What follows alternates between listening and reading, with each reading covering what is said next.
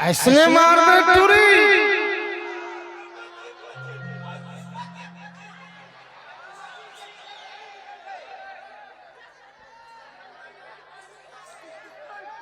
का हो का साले कोंदा। अच्छा ओए ओए साले ऐसने मार दे वो। खा के आते नहीं। नहीं तो भर के आए विचार डबल डोज है वो। समझ गए ना? डबल डोज है तो का धागा में कैसे गिर गया ठोकरा कहीं के है गुदाला साक ही मार। अच्छा हां तोर कहे कि मतलब है फोकला है और तोर में भरा है। भरे रहा भरे रहा।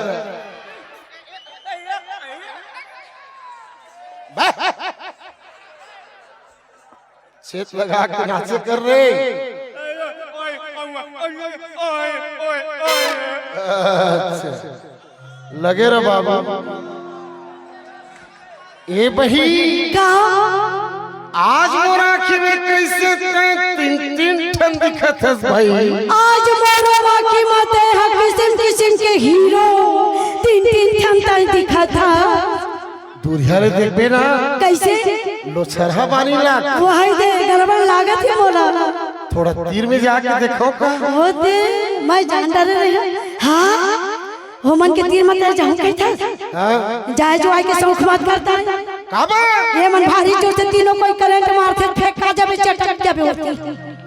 ते मोला भोकोलो समझतास का। ऐसे तोर पास का चीज है ना? अगर ये टूरी मन में करंट है ना तोर पास का है? मोर जगह टेस्ट करे बट टेस्टर है। अच्छा ओकरे ले यह भारी दम लगा के गुठिया ले जा जा मोला का करे पर जा जा क्या जोरदार है। ए भाई हाँ बता एला देखा था ना कैसे लगा तो मोर दिल का कहत है जानता वही ले काय कहा थी?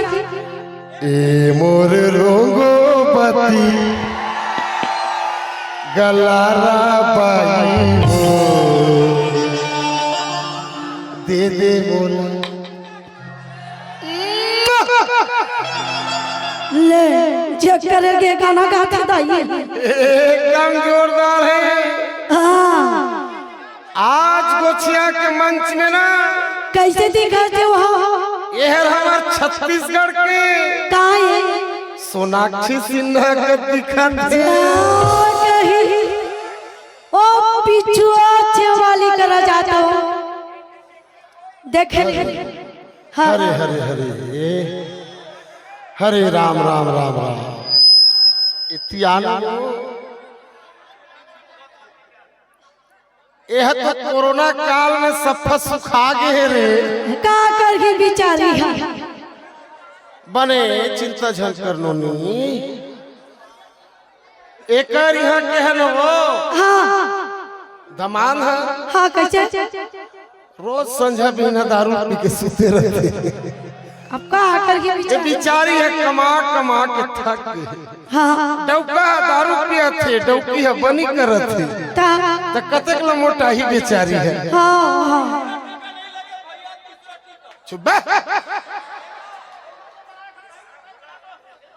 एहर नमो हाँ हमार छत्तीसगढ़ के कौन है?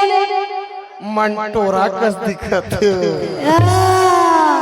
अब बीच वाली ला देख जतका बेला आए ततका बेला भारी हड़बड़ हिया करत। अरे बीच वाले उदान थे उदान साला जतका बेला हमार प्रोग्राम चालू हो है हालाते छे।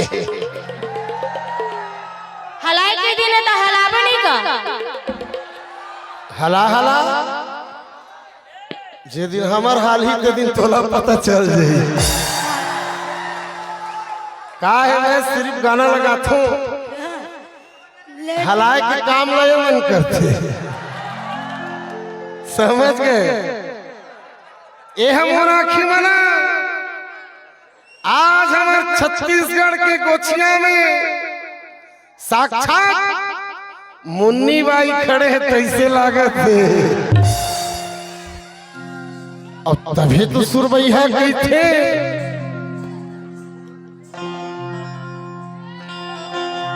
तोरे दिखत बाली है चिड़िया बना के छोड़ दे बेटा